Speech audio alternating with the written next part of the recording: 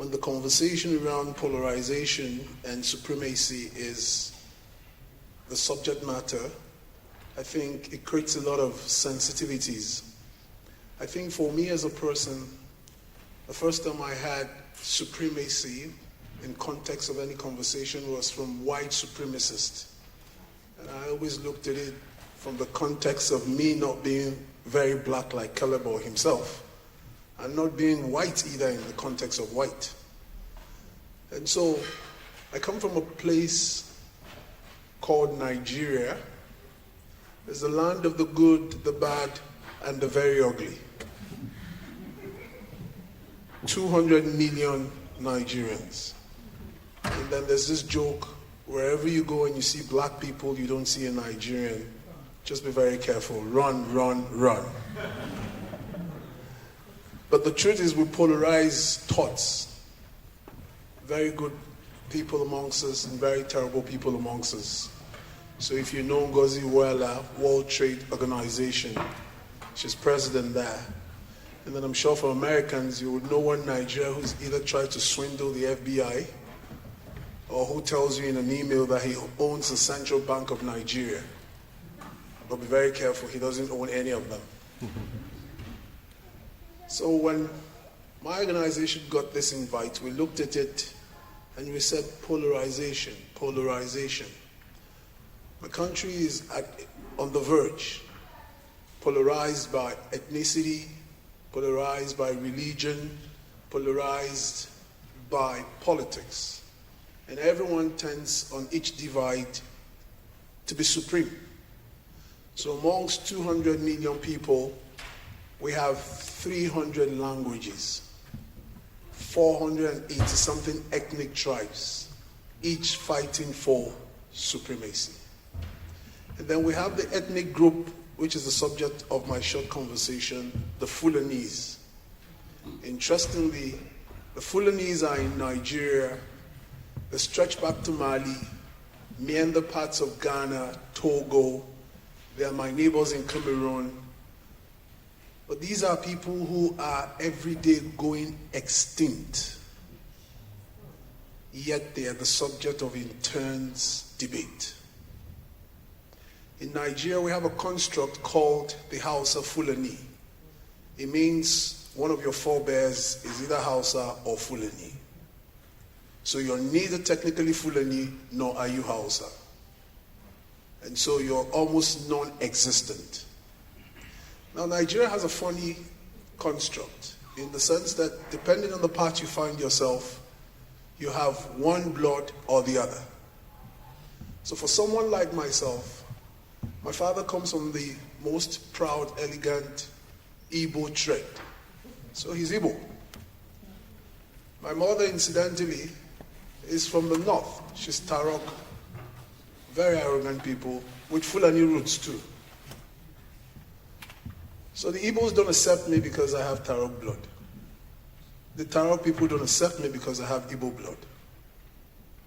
And then Nigerians don't accept me as long as I'm not contesting for political office. The president is Fulani. The chief of defense staff is Fulani. The chief of army staff is Fulani. The cabinet office has 80% Fulanese. The entire traditional institution are run by Fulanese.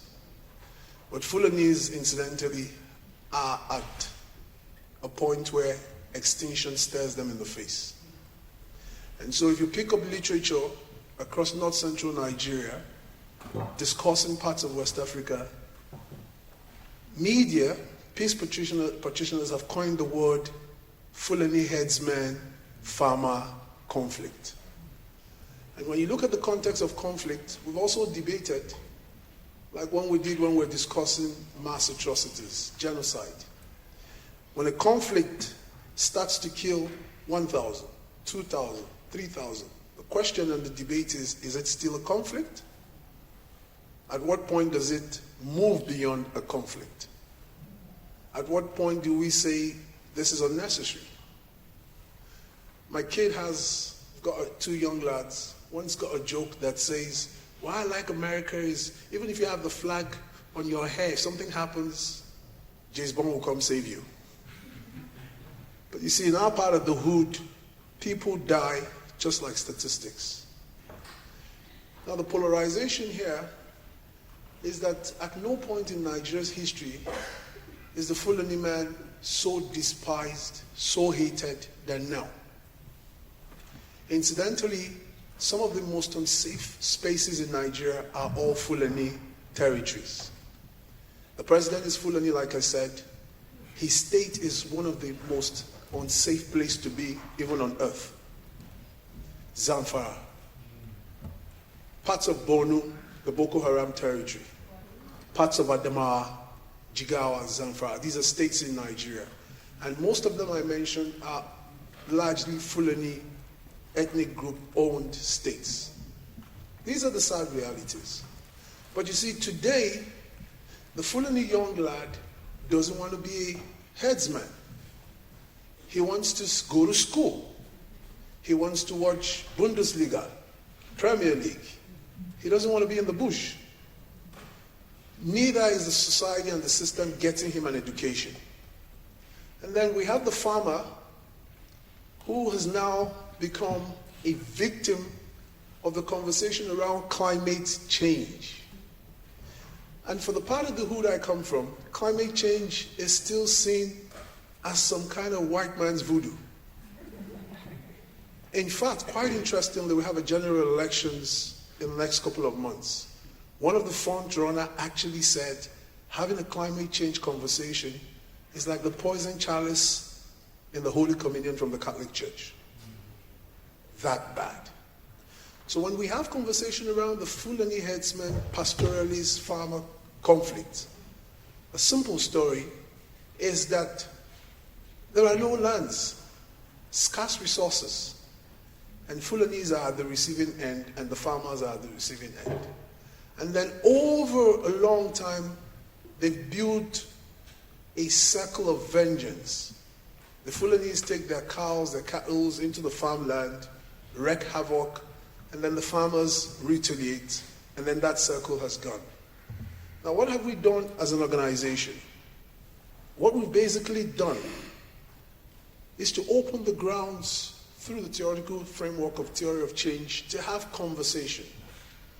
Conversations where people beyond listening can understand, can comprehend in the native lingua that brings those people together.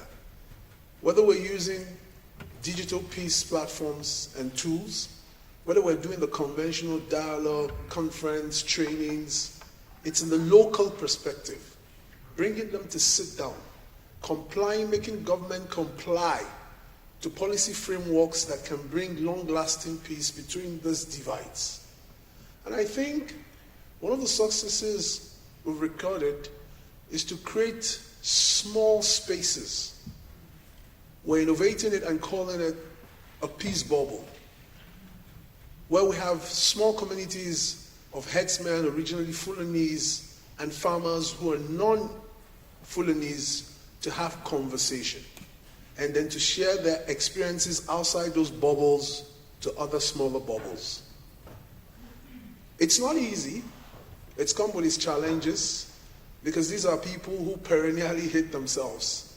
It's like asking an Indian to like a Pakistani. Pretty tough call. But that's what we're doing, gradually, slowly, and steady. I wish I could pretend I didn't see her hands, but I did. Thank you very much.